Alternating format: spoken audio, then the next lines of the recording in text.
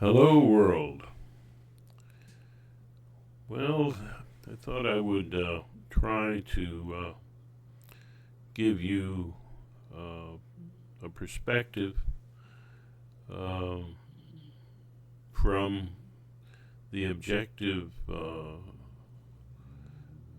spirituality and mysticism that is practiced in inner mind communication as presented on the channel.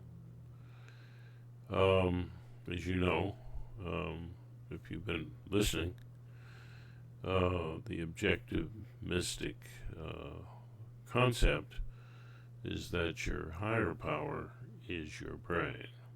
Now, it might be more than that, but it's that. The brain in studies has been shown to know what it is you've decided to do before you go, aha, I have decided this. It's very mysterious. The path of the objective mystic is to realize, is increasingly, the brain, and which is, in fact, more the real self that we are, but that which we can never fully be in terms of our awareness. We can increase that awareness a great deal, but since we're part of the brain, trying to understand the totality of the brain, that's a problem. You can never really get to the full picture. But there's a sense of devotion and bliss that comes from this approach. And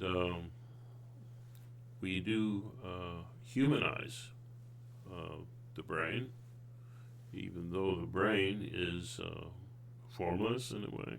You know, it's not a human, it's not a person necessarily, but it can be seen that way and experienced that way. And so we're going to compare that to the teachings of the Bhagavad Gita as presented by Swami Mukundananda. His site is jkyog.org.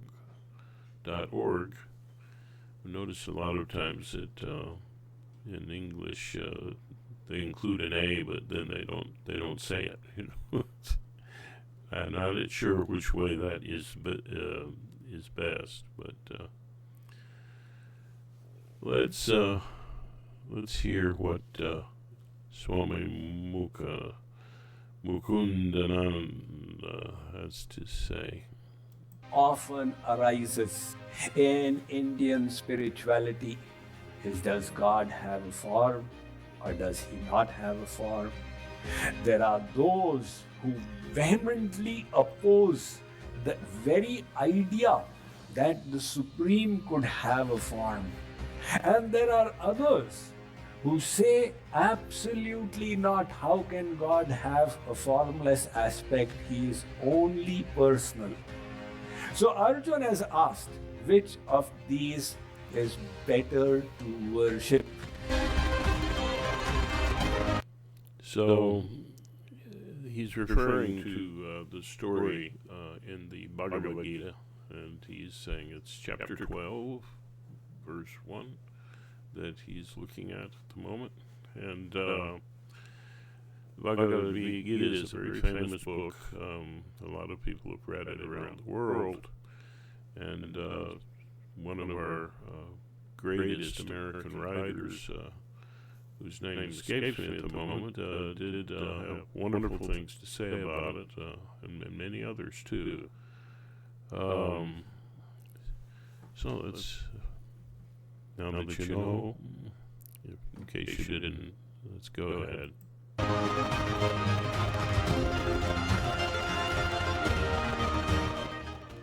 Verse 1. एवं सततयुक्ताये भक्तास्त्वां पर्युपासते ये चाप्यक्षरमव्यक्तं तेषां के. This is an ancient language that he's using. Um, it's Sanskrit. Compare that to early languages in the West. There's some similarities. Latin was a very old language, to the basis of several other tongues, and this is the same, but it's not used except in special circles, kind of like Latin. But here we go. Yoga Vittama. Translation. Arjun inquired, between those who are steadfastly devoted to your personal form and those who worship the formless Brahman, who do you consider to be more perfect in yoga? If you have just glanced through the Bhagavad Gita, you may be aware that in the previous chapter, Lord Krishna revealed to Arjun his cosmic form. Innumerable hands, feet, heads. He saw himself and Krishna in that form. But it was so overbearing upon his mind that he got terrified. And he requested, please hide this and reveal your two-armed form once again. Okay. Now, when you're in objective mystic approach, the brain is your higher power, and it can be kind of scary, trying to address or know the brain as it is. For instance, questions of free will occur. Since the decision occurs before the awareness, do we even have free will? The brain then is, like the Paramatma, is the supreme controller, it's been called in Hinduism, but it's Dharma Shastra religion. So he says, Arjuna in the story is very upset, because it's kind of amazing, because the brain is the creator of all you imagine.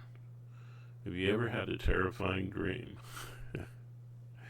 All of that is in your brain. All of it. You see? All. And sometimes in your dreams you see some of that. It's can be overwhelming, and understanding that it is actually the one in charge, that's rather mind-blowing. Jesus mentions, the whole thing, if you've seen me, you've seen the Father. This is something that you see in a lot of different religions, where you can't have the relationship directly with God. It's overwhelming, and someone say, you'll die, it's like, well, the brain is an amazing thing, and there's some things that happen in near-death experiences and so on, and peruses in experimental physics, that maybe our consciousness is beyond just the brain. But I think that's jumping to conclusions, but who knows? It's the wise person who says, I don't know. And the wiser one says, I'll try to find out. So this relationship in the practices of inner mind communication is presented on this channel follows this pattern. Your inner artist in this system that I talk about, this the role play aspect, is your brain, your creative role you imagine that creates memories for you. And in the practice, it creates stories in response to your dramatic experience, your stories from day to day, and can transform them. This can be quite powerful. This is what I call the communication between the kid and the artist. Now, the kid is like the Atman in the Bhagavad Gita, and Paramatma, Supreme Self, the brain, we call it the artist. So, let's listen to a little more. So now, when Krishna is before him in his two-armed form, the obvious question in Arjun's mind is, O Lord, which of these forms of yours is better to worship? Everybody wishes to do the better thing. Is worship of the formless better, or the worship of the personal form better? And the question clarifies the doubt that God is both formless and having a personal form. This question often arises. Okay.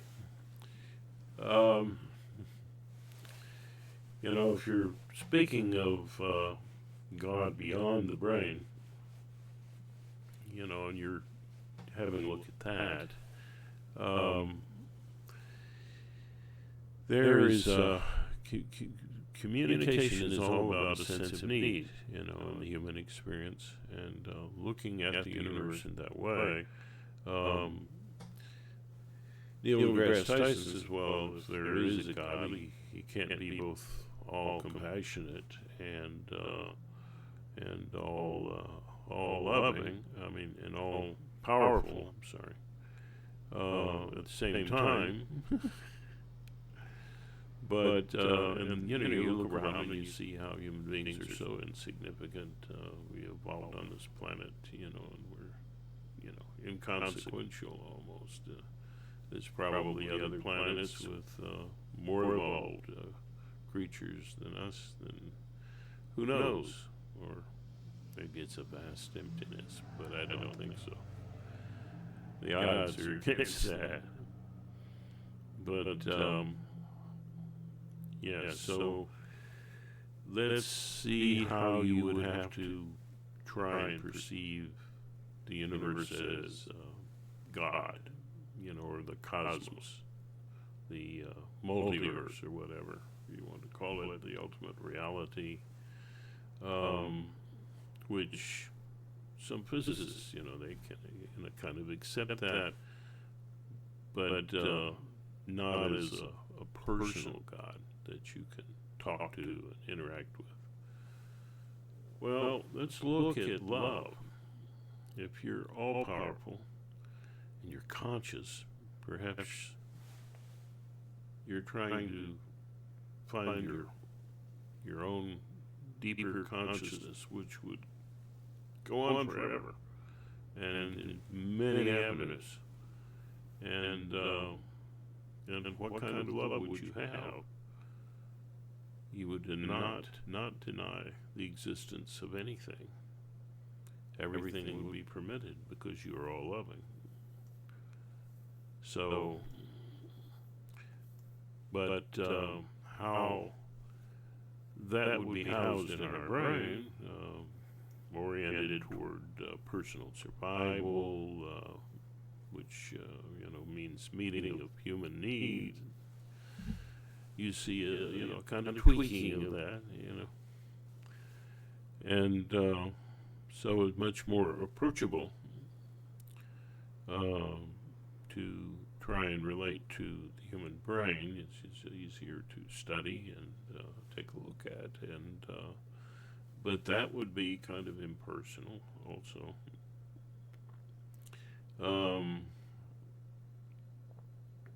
But there would be what is the personal aspect? Although the creator of all you imagine, if you add empathy, which this channel is all about, empathy and awareness. So creative empathy, caring plus, empathy,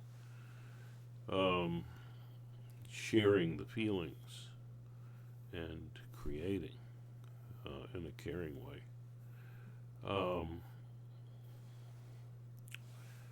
Well, that would be the image that you could have in a personal form of the brain, and the brain, of course, is an aspect of the universe. It's the universe knowing itself, according to one physicist, the mentor of Neil deGrasse Tyson. Anyway, this is much more approachable. Now you talk about worship, how to, well, it is pretty awe-inspiring when you consider that the brain is actually, making all the decisions and so on. And you're just kind of a Maya. You're a person trapped in time and experiencing the drama of life. So in the teachings of this channel, that artist, the creator of all you imagine, creates who you think you are, creates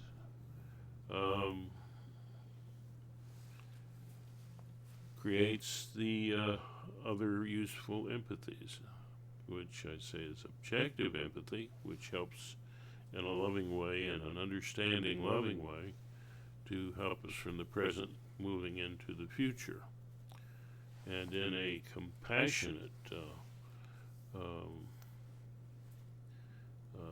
loving way, which is a permission to feel what you're feeling. Well, that helps more from between a sense of what you've gone through already, what you need to process in the present, but also what is still present from the past. So it's in this mythical picture, the creative artist in you reaches into the future as your counselor, and into your past as your caregiver. And from these things, your virtues come. From your objective version of your brain, of love, you have you have truth. That's how you get to truth, is through objectivity, and through compassion you get to goodness. So these two virtues, that's why it's a spiritual thing, because it's even though no belief is demanded here, but it's spiritual because these are virtues, and from their artist you get the virtue of artfulness, the ability to look at things from a lot of different perspectives. And this pattern you can see in society and in families and so on, which I've talked about before. So, but we're focusing right now on this relationship between the kid and the artist. And so in the practice of inner mind communication as presented on this channel, the objective spirituality or the mystic path,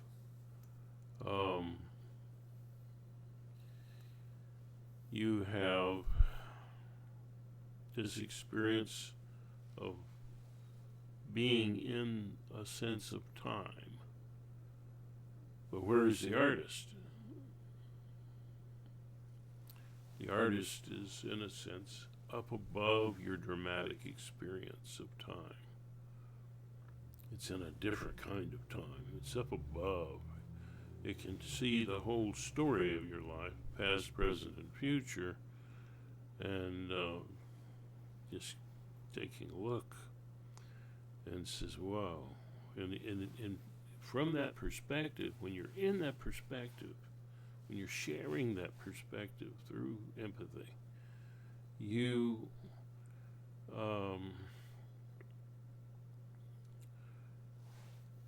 the story is great. The experience is enjoyable.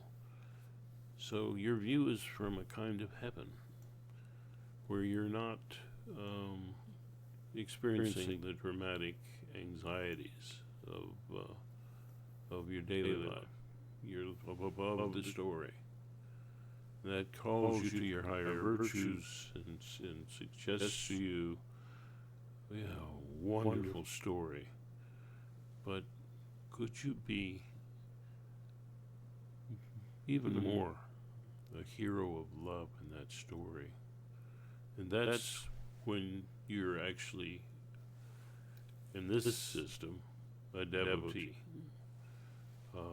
And you know, the awe that you experience and so on is a kind of worship. And you're sharing, you're giving your stories to this inner artist, and the inner artist replies with stories, created new experiences and memories. And so this is seen as something involved with the process of spiritual healing, and along with the other dialogues. And deeper than that, there is the infant mind. And the infant mind is who you experience yourself as without a self-concept. So that's another story. And we'll talk about that. But let's listen a little more. In Indian spirituality, does God have a form or does he not have a form? There are those who vehemently oppose the very idea that the Supreme could have a form. They say he is only formless. And there are others who say absolutely not. How can God have a formless aspect? He is only personal. Actually, both sides are limiting the Supreme.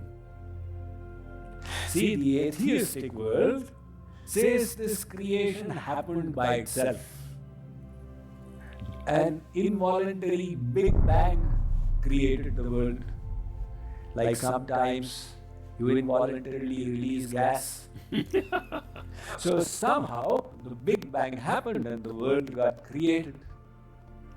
But actually a big expansion. Those who have a little bit of faith and a little bit of common sense, they say, come on, this is ridiculous.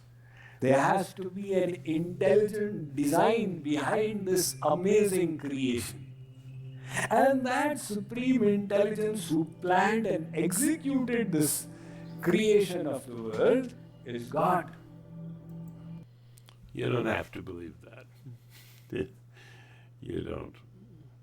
The when you're going into a realm where there's really no evidence, it's about the experience, and from the artist's perspective, there's a sense of bliss, and there's a sense of connection to a greater love, and that's an experience. And I've had experiences, yeah, where I seem to know things about people I don't know how I could, and from my lips comes this amazing expression of compassion. But I can't say ethically that there's some kind of intelligent God behind it all, or that's the real spiritual path is an experience, and it's far beyond just anything we believe. It's an experience, and you can draw your own conclusions. It seemed like that, but we don't know. And I think one of the most wonderful things, and I sometimes say that scientists are the greatest mystics, is because they accept not knowing or not having evidence. And they go, well, no evidence doesn't necessarily point to that. There's some physicists who are trying to argue that consciousness is at the center of things. But that's experimental physics. We really, there's no way of testing this thing that they've said. So, in the objective mystic approach, you can have a very sense of a very personal relationship going on with a sense of a higher power, but you don't have to believe in anyone's concepts about a God. You don't. That's where I would disagree with this gentleman. I feel it's unethical to make claims. I was in the Christian religion when that happened, and I have no evidence that it was necessarily supernatural, because how would I know? Right? It's just something I don't know how it happened. And claiming that it was Jesus, and and running a big story behind it, I'll never do that. Maybe it's so, and maybe it's not. But the path is spiritual, and if you're on that path, and there is any kind of rewarding reality, well, you're in good shape. Maybe in better shape than someone who makes up stories and says this is how you have to see it. But yeah, let's hear what he's got to say. So, he who has manifested such a vast creation, he must be all powerful. What is the attribute of God? He is all powerful. The Vedas say that God is Satya Sankalp. What? Okay, the brain seems, in our studies of the brain, and so it would seem to be all powerful. And that may be where we get this concept of a God that's all powerful. And maybe it's so, and well, does it really matter? The experience of being in the love flow and promoting love, even in politics, which this channel advises, is powerful and moving and sufficient. And whatever other beliefs you have, well, you're entitled to them. But you can't say that it's absolutely true, that you have evidence like they have for workable theories in physics. I mean, something that within certain parameters does predict what you would see in the past if you studied it and what you will see in the future. But let's listen to him. Whatever he resolves comes to pass. Sankalpa devasya pitarah samuttishtanti. If he resolves, let me have a form, he has a form.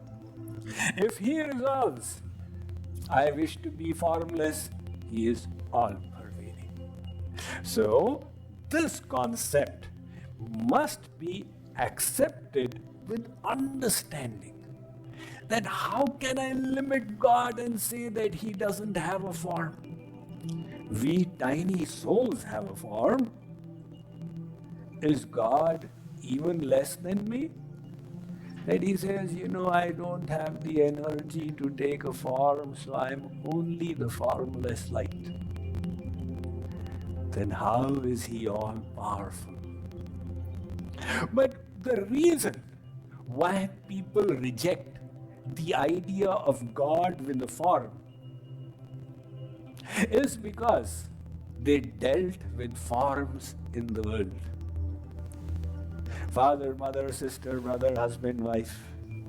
And they found the worldly forms possessing defects, possessing incompleteness.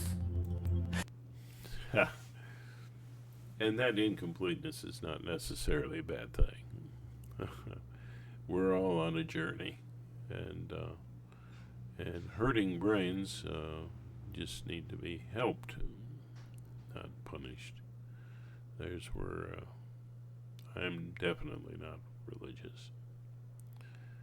I don't believe that. I think it's all about love, healing love, and love that helps human survival and survival of life on the planet. Okay.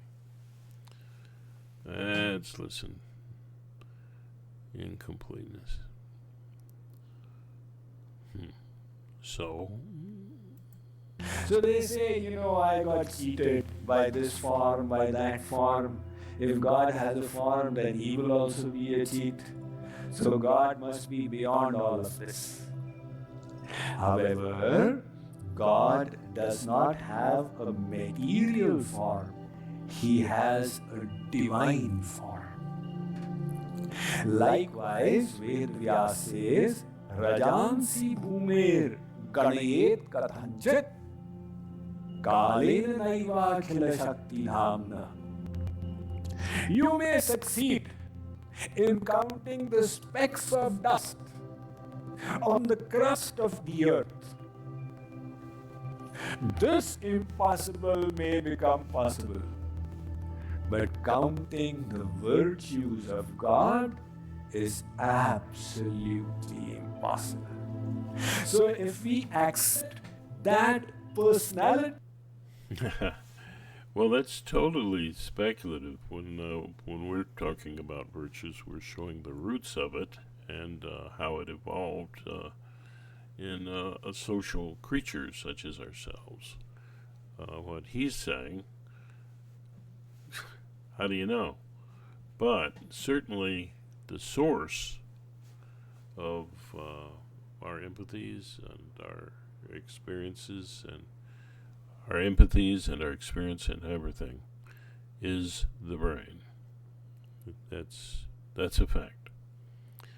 And it is mind-blowing and beautiful. And from that perspective in heaven, where everything is a wonderful story, say to yourself, hey, I love you, hero of love in your story. I don't know how well the sound has worked on this, but I'm hoping that it worked well enough for you. So you can go to this fellow's site. You can find him on YouTube. You can find him on YouTube, and so that'll wrap it up for today's presentation. And I like to. I'm a ham. You know, I like to sing this Irish blessing. You know, from me to you. May the road rise to meet you. May the wind be always at your back. May the sun shine warm upon your face. The rain fall soft upon your fields. And until we meet again, may God hold you in the palm of his hand. Or her hand, or its hand, however you conceive of it. May your inner artist bless you richly today.